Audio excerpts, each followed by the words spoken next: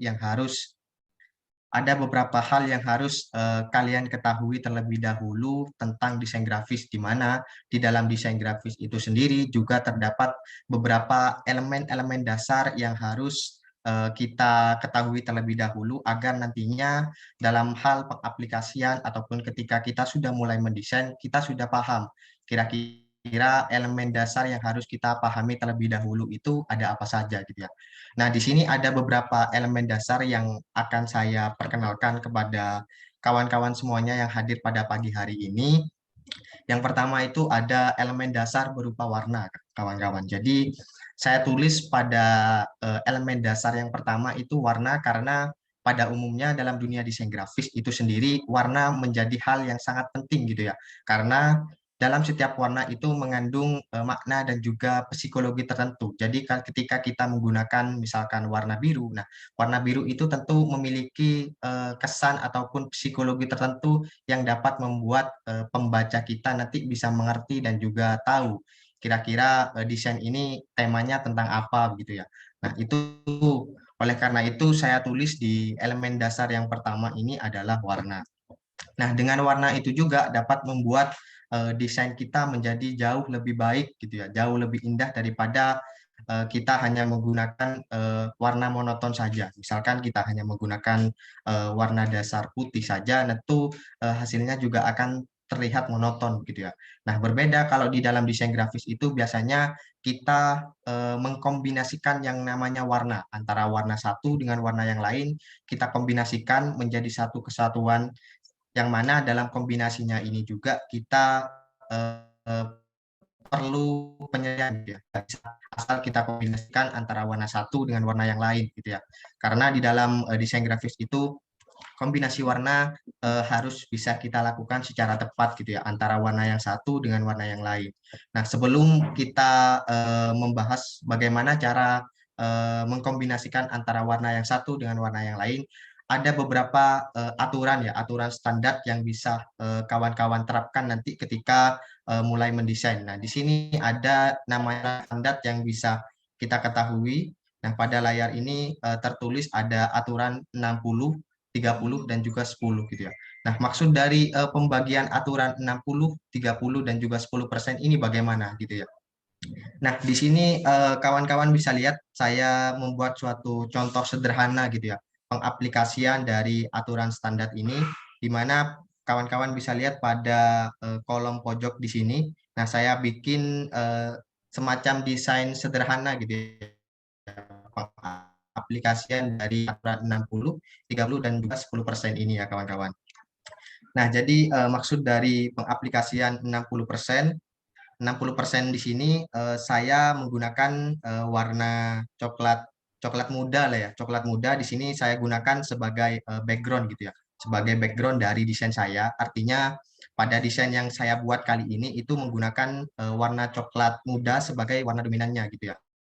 Jadi di desain itu warna dominan artinya warna yang paling banyak digunakan pada desain itu. Nah, di sini saya contohkan yaitu adalah warna coklat muda gitu ya. Dan juga pembagiannya itu kurang lebih 60% gitu ya kawan-kawan. Kemudian selanjutnya pada warna hijau ini saya gunakan sebagai warna sekunder yang dapat membuat desain kita akan jauh lebih berwarna gitu ya. Nah, warna sekunder ini pembagiannya kurang lebih 30% dalam desain kita. Jadi warna sekunder ini akan membantu warna dominan tadi yang sudah kita bikin itu menjadi lebih aktif lagi, menjadi hidup lagi. Jadi desain kita itu akan jauh lebih aktif lagi dan juga lebih bagus lagi gitu ya. Nah, di sini saya contohkan untuk warna sekundernya itu saya gunakan pada tulisan judul, kemudian ada subjudul di bagian bawah sini, kemudian ada beberapa ornamen-ornamen lain yang saya gunakan juga warna hijau gitu ya. Seperti yang bisa kawan-kawan lihat pada layar, di sini ada saya berikan elemen desain warna hijau juga di samping kiri dan juga di samping kanan. Nah, kemudian untuk pembagian warna yang 10%, nah di sini maksudnya itu adalah pembagian yang 10% ini adalah warna aksen gitu ya. Warna pelengkap agar desain kita makin bagus lagi begitu ya. Nah, di sini saya contohkan menggunakan warna orange yang lebih tua gitu ya, orange yang lebih pekat agar agar warnanya ini bisa kontras gitu ya, tidak menyatu dengan background. Nah, di sini saya gunakan warna orange gitu untuk warna aksennya, dan saya gunakan sebagai beberapa tagline yang bisa kawan-kawan tambahkan nanti ketika mendesain begitu ya. Jadi itu untuk aturan ataupun penerapan dari aturan 60%, kemudian 30%, dan juga 10%. Nah, sebenarnya ini aturan standar ya kawan-kawan yang bisa kalian terapkan nanti ketika mendesain. Namun apabila ada yang ingin dilebihkan dari aturan ini, eh, silakan ya, karena di dalam desain itu fleksibel ya kawan-kawan, tidak harus mengikuti aturan ini. Tapi alangkah lebih baiknya aturan ini itu benar-benar bisa diterapkan, mengingat pembagian itu sudah benar gitu ya, itu 60%, kemudian 30%, dan juga 10%. Oke, nah setelah kita memahami tentang pembagian aturan warna gitu ya, tentu kita kadang mengalami kebingungan nih, kira-kira kalau saya mengkombinasikan antara warna yang satu dengan warna yang lain itu kira-kira cocok atau tidak gitu ya. Nah, kawan-kawan ketika mengalami kebingungan dalam hal mencari warna, di sini ada beberapa alternatif yang bisa saya rekomendasikan kepada kawan-kawan ketika ingin mencari yang namanya color palette gitu ya. Color palette ini isinya adalah kombinasi warna yang sudah sesuai gitu ya, entah itu dalam penggunaannya dan juga pengaplikasiannya. Nah, di sini ada beberapa website yang bisa kawan-kawan gunakan gitu ya untuk melakukan pencarian pada color palette yang ingin kawan-kawan gunakan nanti. Nah, di sini website pertama rekomendasi saya ada Adobe Color, kemudian website yang kedua ada Colors, dan website yang ketiga ada Color Hunt, dan website yang terakhir ada Mazli gitu ya. Nah, dari keempat website ini, kalau ada yang tanya kira-kira website mana yang paling recommended gitu ya untuk digunakan. Nah, kalau saya pribadi sampai saat ini lebih sering menggunakan website yang Adobe Color ini kawan-kawan. Nah, mengapa saya lebih sering menggunakan website yang Adobe Color? Karena menurut saya website yang Adobe Color ini fiturnya lebih lengkap daripada website-website yang lain. Dan juga terdapat fitur-fitur yang bisa kita akses hanya di Adobe Color, begitu ya. Tidak ada di website-website lain. Nah, contohnya dalam hal kontras warna ya. Mungkin saya bisa tampilkan untuk website Adobe Color ini. Nah, ini dia untuk tampilan awal website Adobe Color, kawan-kawan. Jadi di website awal ini kita dapat melakukan kombinasi warna. Di sini ada banyak sekali color harmony yang bisa kita gunakan. Tinggal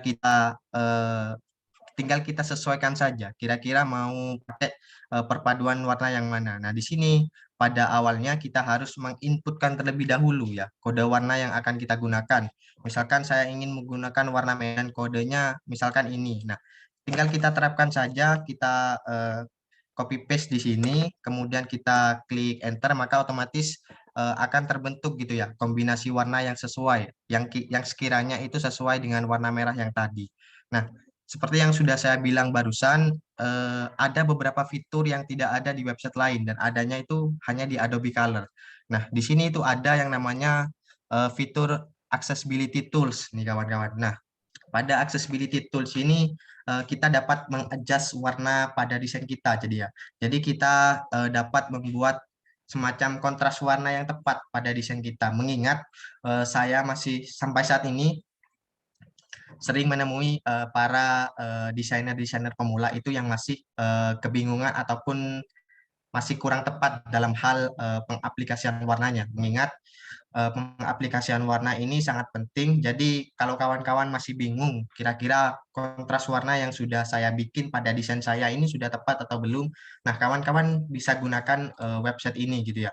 Jadi di sini kita bisa masukkan terlebih dahulu, misalkan kawan-kawan ingin pakai background warna biru muda gitu ya. Nah, kawan-kawan masukkan terlebih dahulu kodenya. Kemudian kawan-kawan bisa tambahkan, misalkan teksnya saya mau pakai warna merah gitu ya. Nah, coba kawan-kawan masukkan, lalu kawan-kawan cek di sini. Nah, kalau misalkan sudah muncul semacam ikon centang hijau di sini, artinya kontras warna yang sudah digunakan pada desain kita itu sudah benar gitu ya. Artinya pengaplikasiannya sudah benar, tidak apa ya, antara teks dan juga background itu tidak menyatu. Jadi ada semacam pembeda gitu ya antara teks dan juga background. Seperti halnya langsung tercontohkan di sini bahwa ada preview gitu ya, dimana kalau kita pakai background warna biru dan juga tulisannya itu warna warna biru yang lebih tua ataupun yang lebih kontras, di sini sudah tepat gitu ya pengaplikasiannya ataupun penggunaannya. Jadi sudah muncul tanda centang hijau gitu ya. Nah, itu berbeda kalau kita misalkan dalam pengaplikasian warnanya itu kurang tepat. Nah, maka akan muncul tanda ikon seperti ini. Tanda ikon bulat yang tersilang gitu ya. Jadi ini artinya penggunaan kontras warna kita itu masih kurang tepat gitu ya. Jadi kita harus mengadjust lagi kira-kira warna yang pas untuk kalau kita memakai background ini itu apa gitu ya untuk teksnya. Jadi kita bisa adjust lagi, kita bisa coba kulik lebih dalam lagi kira-kira warna yang pas itu seperti apa. Nah, jadi ini alasan mengapa saya lebih sering dan sampai saat ini masih lebih sering menggunakan website Adobe Color dibandingkan dengan website-website color palette lainnya. Jadi mungkin ini bisa jadi salah satu rekomendasi juga buat kawan-kawan nantinya dalam hal mencari color palette, kemudian dalam menentukan kontras warna pada desain kawan-kawan. Jadi itu untuk beberapa website color palette yang bisa saya rekomendasikan kepada kawan-kawan semuanya. Lalu bagaimana cara agar warna pada desain kita itu bisa sesuai dan juga apa sih tipsnya gitu ya. Jadi kalau tips yang bisa saya berikan kepada kawan-kawan semuanya yang masih kebingungan nih dalam hal mencari color palette, kemudian dalam mengkombinasikan antara warna satu dengan warna yang lain. Nah, di sini kawan-kawan rekomendasi ataupun tips pertama dari saya seperti yang sudah saya bilang, silakan kawan-kawan bisa gunakan website-website penyedia color palette agar perpaduannya itu juga sudah tepat. Kemudian kawan-kawan ketika mendesain itu jangan terlalu banyak menggunakan warna gitu ya dalam desainnya. Jadi tidak terlalu colorful gitu ya dalam warnanya. Misalkan kawan-kawan hanya menggunakan kombinasi 3 warna saja itu sudah cukup gitu ya. Lalu tips selanjutnya dari saya, hindari warna-warna yang terlalu terang gitu ya. Artinya warna-warna yang terlalu mencolok karena itu akan membuat desain kita menjadi kurang enak dilihat. Kelihatan mata indera penglihatan kita itu kelihatan kurang enak gitu ya ketika melihat desain dengan warna-warna yang terlalu mencolok. Jadi rekomendasi dari saya silakan menggunakan warna-warna yang sekiranya itu lebih kalem, lebih soft dan intinya ketika indera penglihatan kita melihat itu lebih enak dan lebih nyaman gitu ya. Nah, kemudian selanjutnya elemen desain yang kedua itu adalah tentang tipografi ya kawan-kawan atau font. Nah, tipografi di sini kita melakukan pemilihan dan juga penataan pada kalimat ataupun font yang akan kita gunakan pada desain kita. Nah, di dalam tipografi sendiri itu ada bermacam-macam jenis font yang harus kawan-kawan ketahui karena di dalam jenis-jenis font nanti itu ada ciri khasnya masing-masing. Entah itu jenis font serif, sans serif, dan juga script. Nah, di sini kita akan coba kulik satu persatu jenis-jenis font di sini ada font serif, kemudian sans serif, dan juga script ya kawan-kawan. Nah, jadi untuk yang pertama itu adalah font jenis serif ya kawan-kawan. Jadi untuk font jenis serif ini kalau kawan-kawan bisa jeli, di sini saya sudah berikan penanda berupa lingkaran bahwa font jenis serif ini ciri khasnya itu saya bilang ada kaki pada ujung-ujung fontnya gitu ya. Jadi pada ujung fontnya seperti ada kaki gitu ya. Jadi kalau kawan-kawan nanti melihat ada suatu poster, entah itu ada suatu banner yang misalkan ciri khas fontnya itu ada kaki pada ujung-ujung fontnya, maka font yang digunakan pada desain tersebut adalah font jenis serif ya kawan-kawan.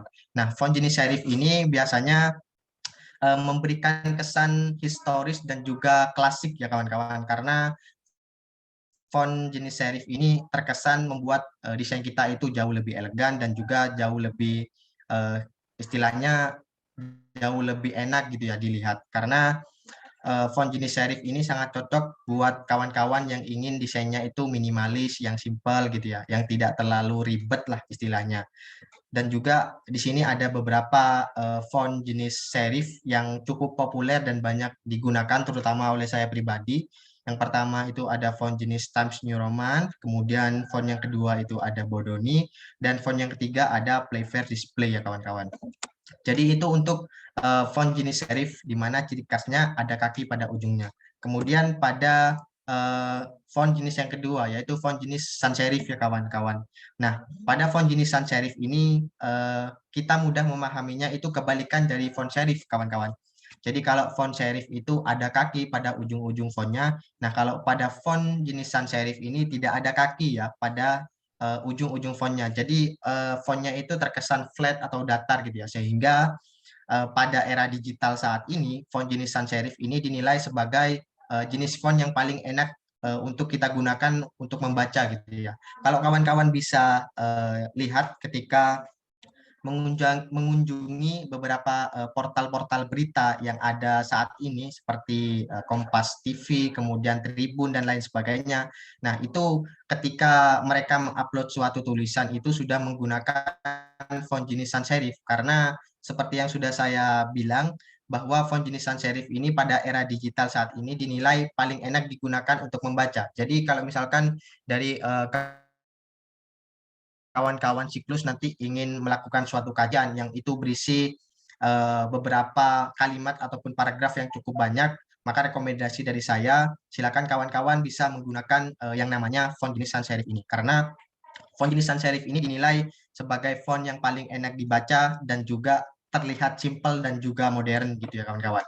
Nah, kalau kawan-kawan bisa jeli juga pada era saat ini banyak beberapa brand besar itu yang sudah seperti halnya yang dulu pada logo Google, kemudian Pinterest dan lain sebagainya itu masih menggunakan font jenis serif ya kawan-kawan. Tapi semenjak beberapa tahun belakangan ini mereka mengganti jenis fontnya dari yang serif menjadi sans serif. Kenapa bisa demikian gitu ya? Karena seperti yang sudah saya jelaskan bahwa font ini dinilai sebagai font yang paling enak digital saat ini dan juga ciri khas fontnya itu terlihat dan juga modern.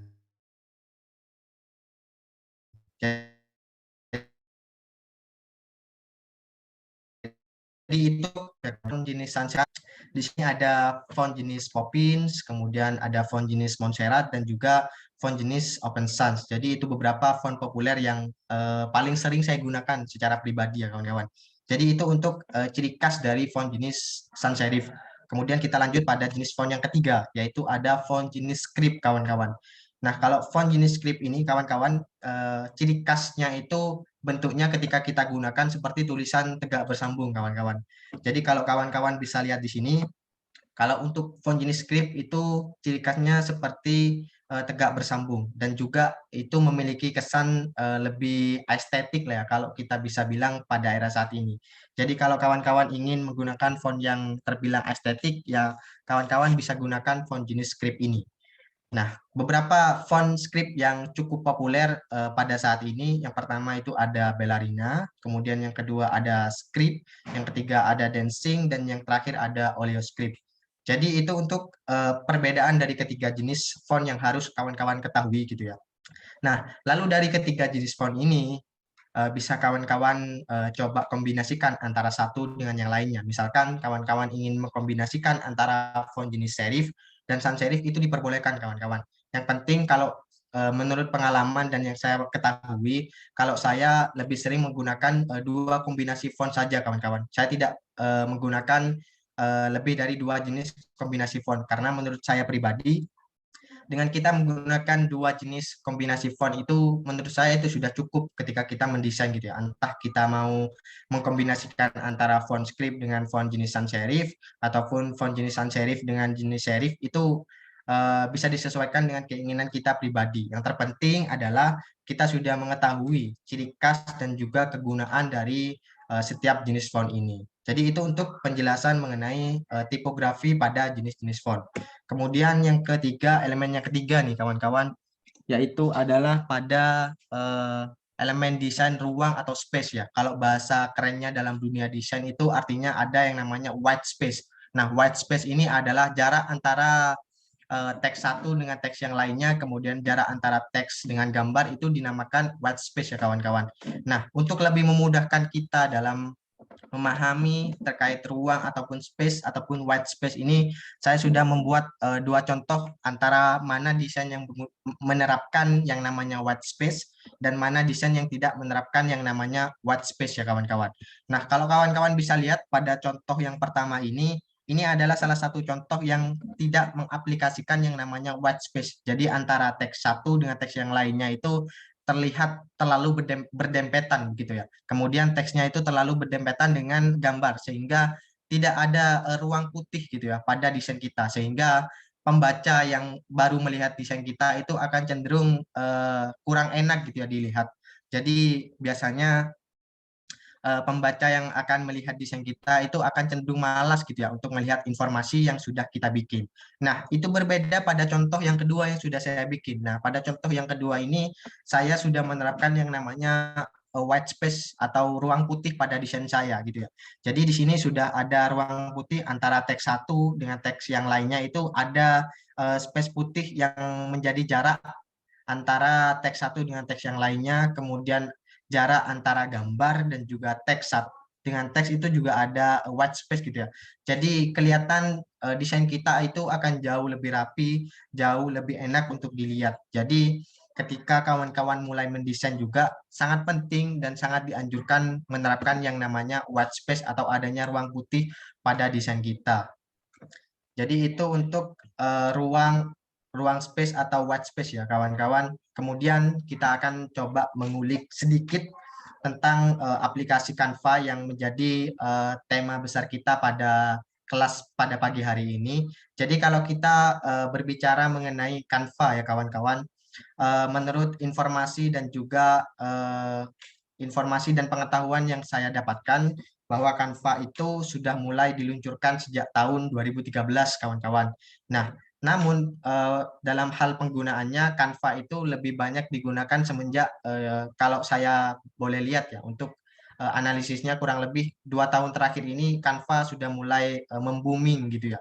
Jadi banyak orang yang sudah menggunakan Canva, mengingat pada waktu 2 tahun yang lalu itu kita masuk dalam masa awal-awal pandemi yang mana semuanya serba online gitu ya. Yang awalnya offline berubah menjadi online gitu ya. Jadi semenjak hal itu Canva lebih banyak digunakan terutama oleh orang-orang yang memang membutuhkan yang namanya pembelajaran secara media digital gitu ya. Jadi Canva mulai diluncurkan itu sejak tahun 2013. Nah, di mana kawan-kawan yang perlu digarisbawahi pada Canva ini itu adalah sebuah platform desain grafis yang basisnya itu online kawan-kawan. Jadi kalau kawan-kawan ingin mengakses Canva itu otomatis mengaksesnya secara online gitu ya. Canva ini tidak bisa diakses secara offline karena kita dapat mengakses Canva ini tanpa menggunakan aplikasi gitu ya. Kita bisa langsung menuju ke websitenya. Jadi kita bisa melakukan desain grafis di sana gitu ya. Kita dapat mencari beberapa elemen juga di sana gitu ya. Jadi yang terpenting adalah Canva ini basisnya secara online. Kemudian apa saja gitu value dari Canva gitu ya. Nah, di sini ada 2 poin penting yang bisa saya sampaikan kepada kawan-kawan semuanya, di mana value yang pertama itu Canva adalah menyederhanakan yang sulit gitu ya. Kemudian yang kedua, Canva itu adalah memberdayakan semua orang. Nah, mengapa saya bisa bilang 2 poin ini? Kalau kita mengacu pada poin yang pertama, karena kalau dalam dunia desain grafis itu banyak orang yang beranggapan ketika baru memulai mendesain gitu ya, terutama menggunakan aplikasi yang bisa dibilang seperti Adobe Family, kemudian aplikasi desain-desain yang lainnya, itu banyak orang yang mengeluh cara mendesainnya itu sulit gitu ya, toolsnya masih sulit untuk dipahami, kemudian fitur-fiturnya itu masih sulit untuk dipahami. Nah, oleh karena itu Canva itu hadir untuk menyelesaikan permasalahan itu. Jadi dengan kita menggunakan aplikasi Canva untuk mendesain, itu yang awalnya sulit bisa menjadi lebih mudah gitu ya. Karena di Canva itu sendiri sudah ada berbagai macam, bahkan bisa sampai ribuan gitu ya template yang sudah disediakan yang bisa kawan-kawan gunakan ketika ingin mendesain nantinya. Nah, kemudian pada poin yang kedua ini Canva adalah memberdayakan semua orang gitu ya. Nah, mengapa saya bisa bilang Canva itu memberdayakan semua orang? Karena seperti yang kita ketahui juga Canva itu dapat mempunyai fitur ya, mempunyai fitur berupa kita dapat memberikan link project kita kepada orang lain gitu ya, sehingga orang lain itu dapat membantu kita dalam mendesain. Nah, itu berbeda dengan aplikasi-aplikasi lain yang jauh lebih profesional daripada Canva seperti Adobe Family. Nah, ketika kita ingin memberikan file project kita, otomatis kita harus menyiapkan mentahannya terlebih dahulu gitu ya. Nah, berbeda kalau dengan di Canva. Nah, kalau di Canva ini kita cukup memberikan link project kita kepada teman kita, misalkan yang ingin membantu kita dalam mendesain, kita tinggal mengcopy linknya dan meng-share kepada teman kita, otomatis teman kita itu akan dapat mengakses file project kita. Nah, oleh karena itu, pada poin value yang kedua ini, Canva itu memberdayakan semua orang karena adanya fitur itu gitu ya. Jadi yang awalnya hanya bisa kita kerjakan sendiri, tapi dengan adanya fitur-fitur itu, kita dapat mengerjakan proyeknya secara bersama-sama. Kurang lebih seperti itu. Untuk pengenalan singkat atau gambaran umum mengenai aplikasi Canva ya kawan-kawan. Nah, di dalam aplikasi Canva itu sendiri ada dua versi yang perlu kawan-kawan ketahui, di mana pada aplikasi Canva itu ada versi yang gratis dan juga ada yang versi yang berbayar, kawan-kawan. Nah, lalu apa perbedaan dari kedua versi ini? Dimana kalau yang versi gratis, seperti yang kita ketahui, yang namanya juga gratis, berarti ada beberapa fitur yang tidak dapat kita akses gitu ya. Jadi ada beberapa hal yang terbatas gitu ya, ketika kita menggunakan aplikasi Canva secara gratis. Nah, kalau kita menggunakan aplikasi Canva yang secara premium atau kita berlangganan, maka otomatis semua fitur yang terdapat di dalam aplikasi Canva itu dapat kita akses secara mudah gitu ya. Dapat kita akses semuanya tanpa kita harus kebingungan. Karena kalau kita memakai Canva yang gratis itu biasanya kita terbatas. Misalkan kita ingin menggunakan elemen A, ternyata itu bisa diakses hanya menggunakan aplikasi Canva yang premium gitu ya. Nah, kalau kawan-kawan bisa lihat pada aplikasi Canva, biasanya fitur-fitur yang dapat diakses secara berlangganan itu ditandai dengan adanya semacam ini kawan-kawan, semacam bentuk mahkota gitu ya. Nah, ini artinya fitur itu ataupun elemen itu hanya bisa diakses menggunakan versi Canva yang berbayar. Nah, berapa sih harga kita berlangganan aplikasi Canva? Nah, di Canva itu sudah tertulis gitu ya. Ada beberapa jenis lisensi ataupun eh, harga ketika kita berlangganan. Nah, di sini ada kalau kita berlangganan selama 1 tahun itu harganya kurang lebih sekitar 750 ribuan lebih sedikit lah gitu ya kawan-kawan. Nah, akan tetapi ketika kita berlangganan ini eh, lisensinya itu tidak hanya dipakai oleh kita pribadi, tapi bisa dipakai maksimal itu 5 orang. Jadi kalau kawan-kawan misalkan nanti ingin berlangganan Canva dan itu terlalu berat jika harganya demikian, maka kawan-kawan bisa saling patungan gitu ya dengan kawan-kawannya yang lain. Misalkan sejumlah 5 orang, maka otomatis setiap tahunnya itu kawan-kawan tidak akan mengeluarkan budget sampai 700 ribuan gitu ya ketika kita berlangganan dan juga itu berlangganannya secara bersama-sama. Oleh karena itu kalau mau berlangganan aplikasi Canva itu usahakan patungan saja ya dengan kawan-kawan, budget itu bisa kita tekan dan tidak terlalu mahal gitu ya kita berlangganan. Nah, juga di sini ada langganan aplikasi Canva yang khusus perusahaan ya kawan-kawan. Nah, yang khusus perusahaan ini artinya ketika perusahaan membutuhkan yang namanya media digital untuk mengakses beberapa informasi, nah perusahaan itu dapat juga berlangganan di Canva. Nah, kalau yang berlangganan lewat perusahaan itu harganya lebih lebih murah ya. Di mana bukan lebih murah sih, tapi lebih mahal ya menurut saya. Karena di sini untuk per orangnya itu dan setiap bulannya itu 419.000. Karena yang namanya perusahaan, yang namanya desain yang ditujukan untuk hal komersial itu tidak bisa sembarangan begitu ya. Jadi harus benar-benar memperhatikan berbagai macam hak cipta dan juga lisensi yang harus kita ketahui. Jadi itu untuk beberapa versi yang harus kawan-kawan ketahui ketika menggunakan Canva. Kemudian selanjutnya di sini ada beberapa tools pada aplikasi Canva yang harus kawan-kawan ketahui begitu ya. Nah, di sini ada banyak sekali tools yang menurut saya sangat mudah untuk dipahami ketika kawan-kawan masih misalkan baru awal nih menggunakan Canva, itu tools-toolsnya itu sangat mudah untuk dipahami. Nah, di sini ketika kita sudah masuk ke dalam Canvas project kita, maka akan muncul beberapa tools ini. Jadi di dalam Canvas project itu akan muncul beberapa fitur-fitur ini gitu ya. Yang pertama itu ada fitur template.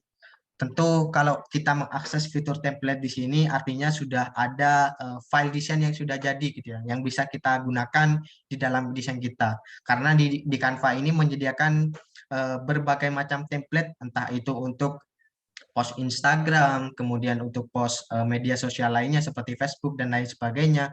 Kemudian ketika kita ingin mencari template untuk poster, nah itu sudah disediakan di aplikasi Canva. Jadi Canva ini benar-benar menyederhanakan yang sulit gitu ya. Jadi dengan kita menggunakan Canva semuanya jadi lebih mudah dan lebih gampang gitu ya.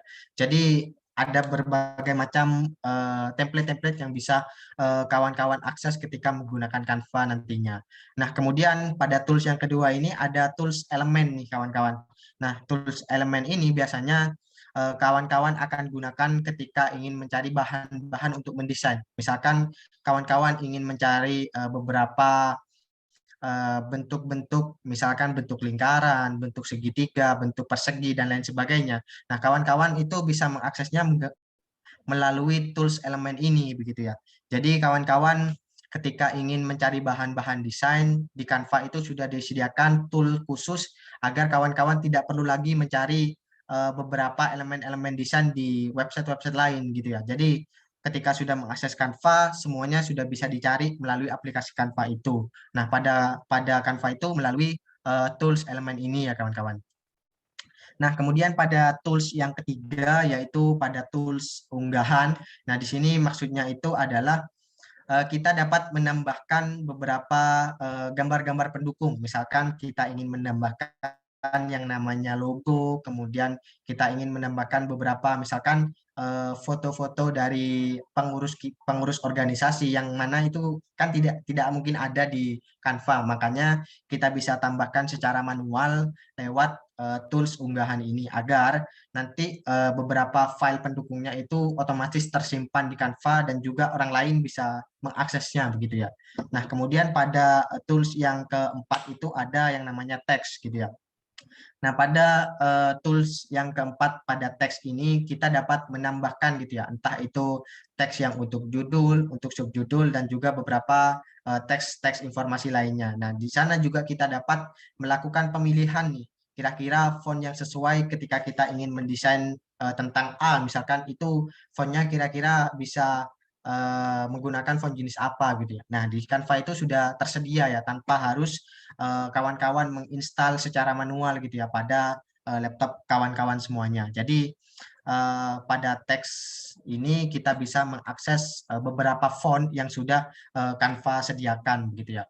Kemudian pada tools yang kelima yaitu pada gaya. Nah, di sini saya sebutkan bahwa tools gaya ini adalah salah satu fitur ajaib ya, fitur ajaib yang ada di aplikasi Canva gitu ya. Karena dengan kita mengakses tool gaya ini, maka kita dapat mengubah warna, dapat mengubah jenis font dengan hanya satu kali klik saja ya kawan-kawan.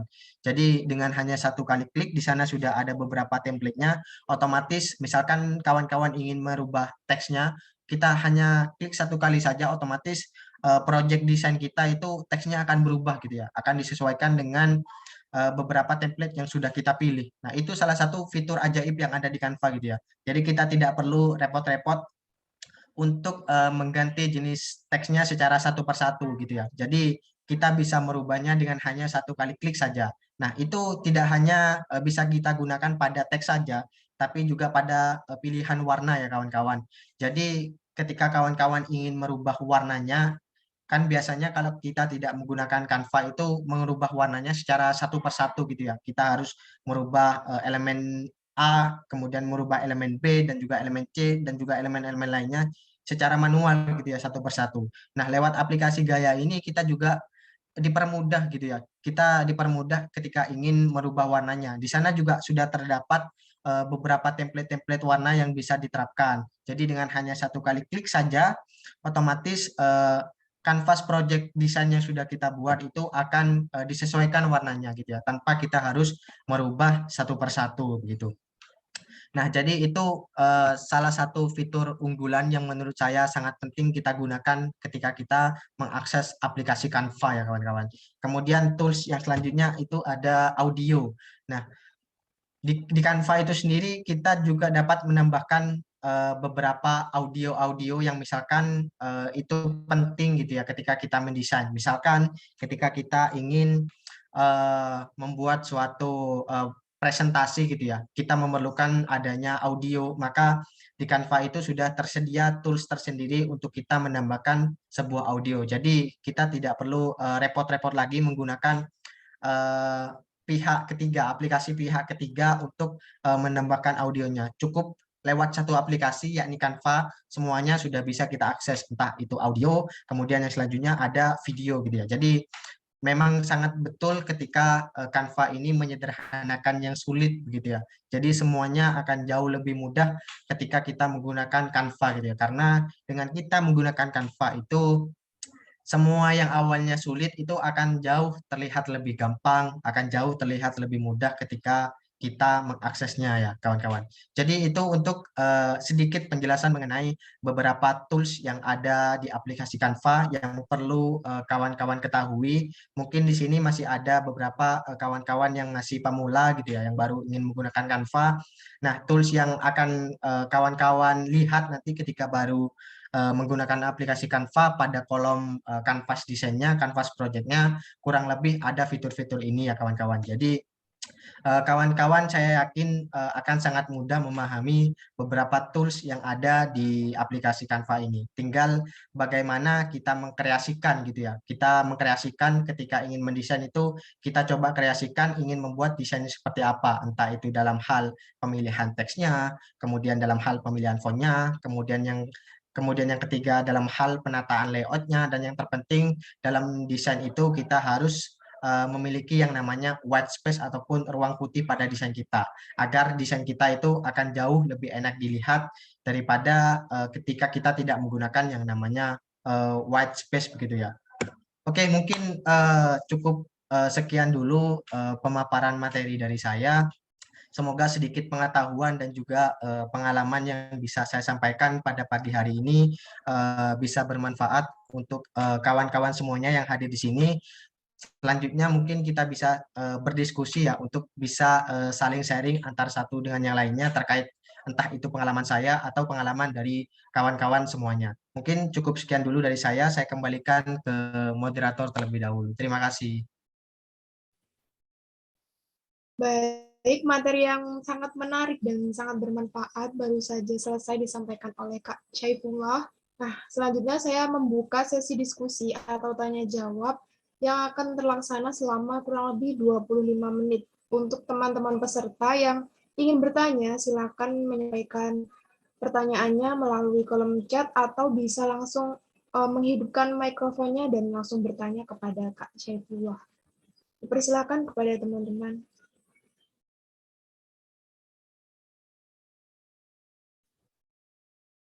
Mungkin bisa raise hand terlebih dahulu jika ingin bertanya langsung.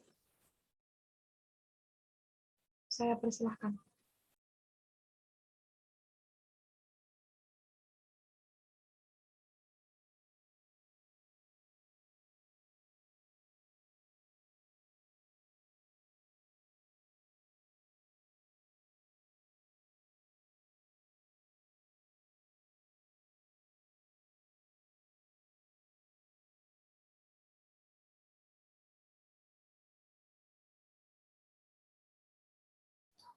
Baik, kita ada penanya pertama kepada Kak Iklima Kurota Ayun. Dipersilakan untuk menyampaikan pertanyaannya.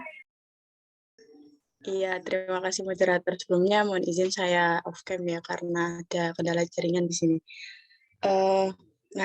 Mas, kan saya itu ya bukan sering sih, ya kadang-kadang melakukan sebuah eksperimen di Canva gitu. Nah, Canva saya ini belum premium. Terus nggak jarang juga dari eksperimen saya itu nggak bisa disimpan secara langsung gitu loh Mas. Jadi harus di screenshot dulu gitu.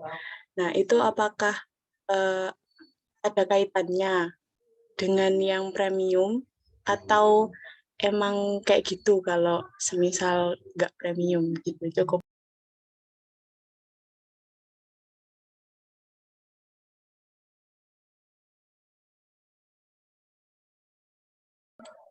Baik, terima kasih atas pertanyaannya, Kak Iklimah.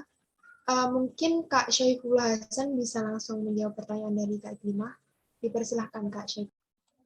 Oke, terima kasih untuk Kak Iklima ya atas pertanyaannya. Jadi tadi bukan lebih mengarah ke pertanyaan ya, tapi lebih mengarah ke problem yang pernah ditemui oleh Kak Iklima sewaktu mengakses aplikasi Canva gitu ya.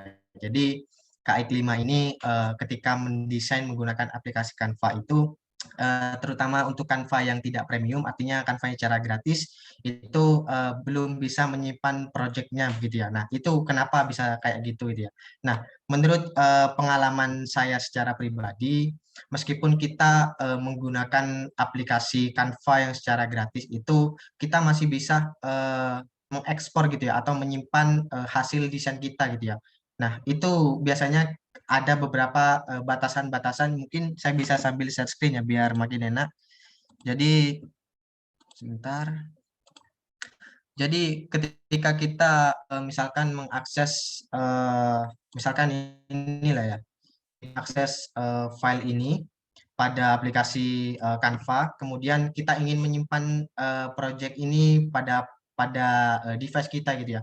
Nah, saya pribadi masih belum pernah mengalami problematika yang seperti Kak Iklima alami gitu ya. Nah, biasanya ketika kita ingin menyimpan hasil desain kita gitu ya. Nah, kita itu tinggal mengklik pada kolom bagikan ini, kemudian kita bisa klik bagian unduh di sini. Nah, tapi ada beberapa batasan gitu ya, yang seperti sudah saya bilang ketika kita menggunakan aplikasi Canva yang secara gratis, di mana kita itu tidak bisa membuat kualitas dari hasil proyek kita itu jauh lebih baik. Nah, itu hanya bisa kita dapatkan ketika kita berlangganan pada aplikasi Canva yang premium gitu ya. Jadi kalau kita menggunakan aplikasi Canva yang premium, kita dapat membuat kualitas hasil desain kita itu jauh lebih baik lagi daripada kita hanya menggunakan aplikasi Canva yang secara gratis gitu ya. Nah, kemudian di sini kalau kawan-kawan bisa lihat itu kalau yang ada ikon mahkotanya, artinya itu hanya bisa diakses oleh oleh kita yang mau berlangganan di aplikasi Canva yang premium. Nah, biasanya kalau saya ingin mengupload hasil project saya dari Canva itu, saya tinggal mengklik bagian ini saja gitu ya. Nah, perbedaannya seperti yang sudah saya jelaskan, kalau di Canva Free itu masih ada batasan-batasannya gitu ya. Tapi kalau misalkan problematikanya seperti yang Kak Iklima alami gitu ya, itu mungkin ada misalkan ada beberapa bug yang terjadi di aplikasinya, entah itu misalkan lagi ada perbaikan pada aplikasinya, saya kurang memahami juga karena kalau hal ini itu tergantung pada apa yang pembuat aplikasinya gitu ya. Jadi saya itu hanya bisa mengakses fitur-fitur yang ada di dalam aplikasi ini. Kalau untuk urusan sistemnya itu mungkin dari pihak yang pembuat Canva-nya ini yang bisa melakukan perbaikan gitu ya. Tapi menurut yang saya pernah lakukan, kalau ingin mengupload ataupun mengekspor hasil desain kita itu tinggal mengklik yang kolom bagikan ini lalu klik unduh.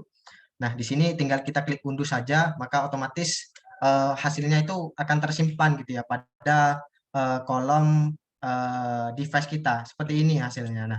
Nah, kalau kita bisa lihat itu otomatis langsung terekspor gitu ya. Hasil proyek kita itu otomatis terekspor dengan cara yang sudah saya praktekkan barusan. Mungkin itu sih yang bisa saya bantu untuk Kak Iklima. Semoga bisa membantu dan terima kasih. Baik, terima kasih atas jawaban dari Kak Syaifullah. Untuk Kak Iklima, apakah sudah jelas atau masih ada feedback? Sudah cukup moderator. Terima kasih Mas Saiful. Baik, kita langsung saja ke pertanyaan yang kedua. Ini ada yang mengirimkan pertanyaan di kolom chat dari Kak Nabila Fitri Kotunada. Izin bertanya lewat kolom chat ya. Saya izin bertanya tentang tips untuk dapat elemen-elemen Canva yang bagus itu apa ya, Kak?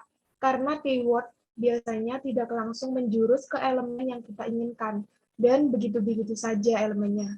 Kalau untuk dapat elemen yang bagus, apakah ada langkah untuk mencari keyword-nya, atau itu saja? Itu saja, sekian pertanyaan dari saya, terima kasih. Mungkin Kak Syaifullah bisa langsung menjawab pertanyaan dari Kak Nabila. Dipersilakan, Kak. Oke, terima kasih ya untuk Kak Nabila atas pertanyaannya. Di sini saya coba review kembali untuk pertanyaannya itu adalah bagaimana cara mencari elemen-elemen pada aplikasi Canva yang sekiranya itu bagus gitu ya. Jadi ketika kita memasukkan keyword itu elemen yang kita cari itu sudah betul gitu ya. Nah, mungkin sedikit tips dari saya ketika kawan-kawan di sini ingin mencari beberapa elemen-elemen yang betul-betul sesuai dengan apa yang kawan-kawan cari, terutama untuk Kak Nabila sendiri. Biasanya kalau saya pribadi itu menggunakan beberapa keyword, bukan menggunakan bahasa Indonesia ya, tapi saya menggunakan keyword bahasa Inggris yang istilahnya itu memang benar-benar menjurus dengan apa elemen yang saya cari. Misalkan saya ingin mencari elemen berupa titik-titik gitu ya. Jadi saya memasukkan keywordnya itu bukan menuliskan titik-titik gitu ya pada elemennya, tapi saya menggunakan kosakata bahasa Inggris yaitu dotted yang bisa dimasukkan pada kolom pencarian elemen. Jadi kalau tips dari saya ketika ingin mencari elemen-elemen yang bagus itu sebenarnya kita tergantung kita sendiri sih. Kita itu mau mengekspornya sejauh apa. Karena di Canva itu sudah banyak sekali elemen-elemennya. Tentu kita sendiri kadang merasa kebingungan gitu ya. Kira-kira elemen yang cocok buat desain saya itu seperti apa gitu ya. Yang terpenting adalah ketika ingin mencari elemen, apalagi elemen yang sesuai dengan apa yang kita inginkan, tips dari saya tetap ya kita harus menggunakan keyword yang tepat ya gitu ya terhadap elemen desain yang kita inginkan. Nah, di sini biasanya saya itu lebih sering menggunakan keywordnya menggunakan bahasa Inggris daripada menggunakan bahasa Indonesia. Karena menurut saya pribadi, dengan kita menggunakan keyword, menggunakan kosakata bahasa Inggris itu akan jauh lebih menjurus kepada apa yang kita cari gitu ya. Jadi elemen yang kita cari itu akan langsung benar-benar muncul seperti yang sudah saya contohkan tadi. Ketika saya ingin mencari misalkan elemen titik-titik, maka saya menggunakan kosakata bahasa Inggris. Nah, itu biasanya langsung muncul gitu ya beberapa pilihannya, dan biasanya saya langsung menemukan terkait dengan elemen desainnya. Jadi kalau tips dari saya itu sih Kak yang bisa saya sampaikan untuk Kak Nabila. Semoga membantu dan terima kasih.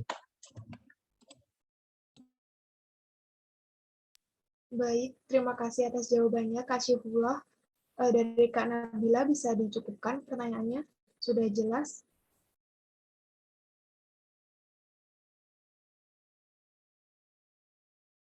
Baik, sudah jelas ya.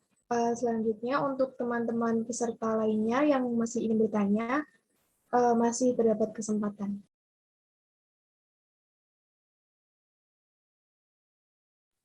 Iya, baik. Terdapat penanya ketiga yang mengirimkan pertanyaan melalui kolom chat. Saya akan membacakan dari Kak Wildan Aufan Fikri Wahyudi. Izin bertanya, pertanyaan saya ini agak sedikit melenceng dari pembahasan kita pada pagi hari ini. Menurut Mas Syaiful, apakah ada aplikasi atau software tertentu dalam mendesain? Atau mungkin Mas Syaiful boleh spill aplikasi apa saja yang digunakan di desain? Dipersilakan untuk. Oke, terima kasih untuk Mas Wildan Aufan Fikri Wayudi ya. Kebetulan ini adalah salah satu teman baik saya sewaktu SMA begitu ya. Jadi yang Mas Wildan tanyakan kepada saya, menurut saya pribadi, apakah ada aplikasi ataupun software tertentu dalam mendesain, atau yang biasa saya gunakan untuk mendesain itu ada aplikasi apa saja gitu ya. Jadi kalau untuk aplikasi desain grafis itu ada banyak ya. seperti ada Adobe Family. Nah, Adobe Family ini ada banyak juga, ada Adobe Illustrator, kemudian ada Adobe Photoshop, ada Adobe XD yang sedang saya gunakan untuk membuat PowerPoint saat ini. Kemudian ada juga aplikasi Corel Draw gitu ya. Kemudian aplikasi lain yang tentunya itu bilang lebih profesional daripada aplikasi Canva gitu ya. Jadi para desainer-desainer di luar sana itu lebih banyak menggunakan aplikasi yang sudah saya sebutkan tadi. Akan tetapi kalau saya pribadi saat ini lebih sering itu menggunakan yang pertama kalau untuk aplikasi dari Adobe Family itu ada Adobe Illustrator, kemudian ada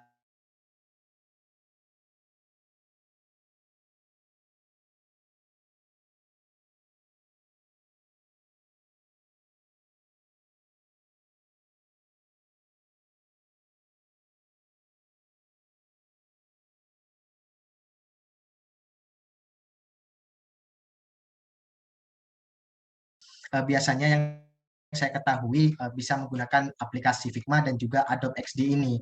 Cuman kita kembalikan lagi ke diri kita masing-masing, kita itu lebih enak ataupun nyamannya menggunakan aplikasi yang mana gitu ya. Kadang setiap orang itu beda. Misalkan kalau saya pribadi lebih nyaman Adobe Family gitu ya. Nah, kemungkinan Mas Wildan ini berbeda dengan saya. Mas Wildan ini tidak nyaman ketika menggunakan Adobe Family, tapi lebih nyaman menggunakan aplikasi Corel Draw gitu ya. Nah, itu saya bilang bisa disesuaikan dengan kenyamanan, keinginan kawan-kawan yang hadir pada forum hari ini. Kira-kira lebih enaknya itu menggunakan aplikasi yang mana. Tapi kalau saya pribadi saat ini lebih sering menggunakan dari aplikasi Adobe Family. Kurang lebih seperti itu ya, Mas Wildan, jawaban dari saya. Semoga bisa menjadi referensi buat Mas Wildan buat berkarya ke depannya. Terima kasih. Terima kasih Mas Saiful atas jawabannya. Baik, terima kasih kepada Mas Syaiful dan juga Dan. Selanjutnya dari peserta hari ini, apakah masih ada yang ingin bertanya?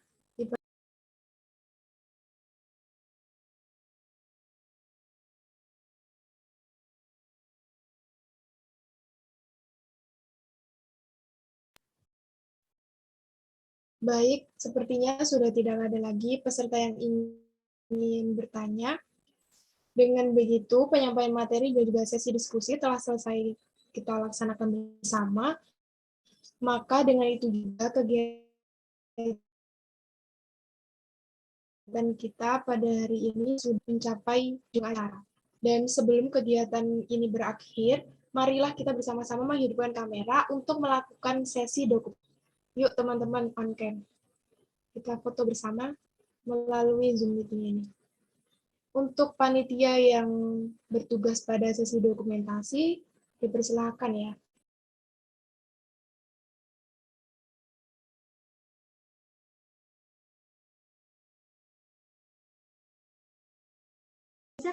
Iya, terima kasih.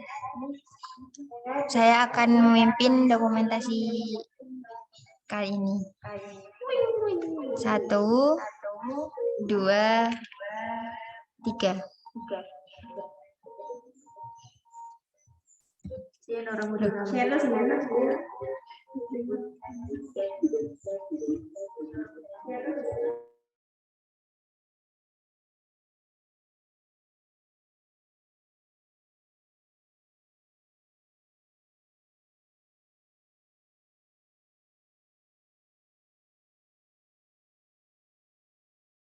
Baik, bisa satu kali lagi ya teman-teman. 1, 2, 3.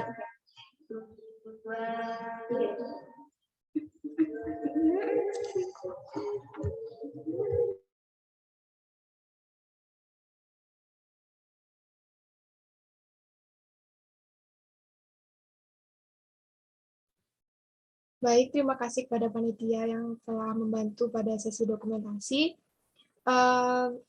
Kita telah sampai pada penghujung acara pada hari ini. Terakhir kali, saya mengucapkan terima kasih banyak kepada Kak Syaifullah Hasan yang telah memberikan ilmu pada kita semua pada pagi hari ini, pada siang hari ini. Dan saya juga mengucapkan terima kasih atas perhatian dari seluruh peserta yang hadir pada Zoom meeting kali ini. Mohon maaf atas segala kekurangan maupun kesalahan yang terjadi.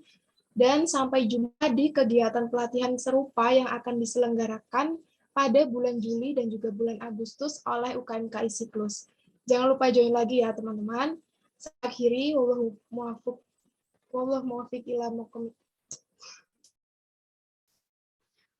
muwafiq ila komitorik. Wassalamualaikum warahmatullahi wabarakatuh. Waalaikumsalam warahmatullahi wabarakatuh. Terima kasih. Terima kasih Mas Saiful. kawan-kawan. Terima Izin ya. kasih Mas Saiful. Sama-sama. Terima kasih banyak Mas Syaiful. Terima kasih Mas Saiful.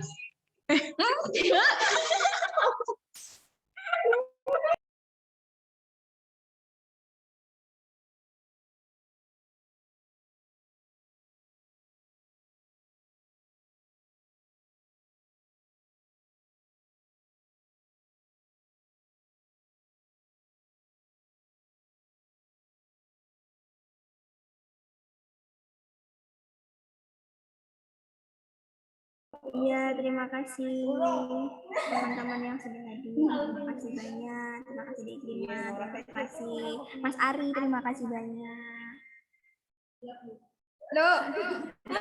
Love you dari Mbak Nora.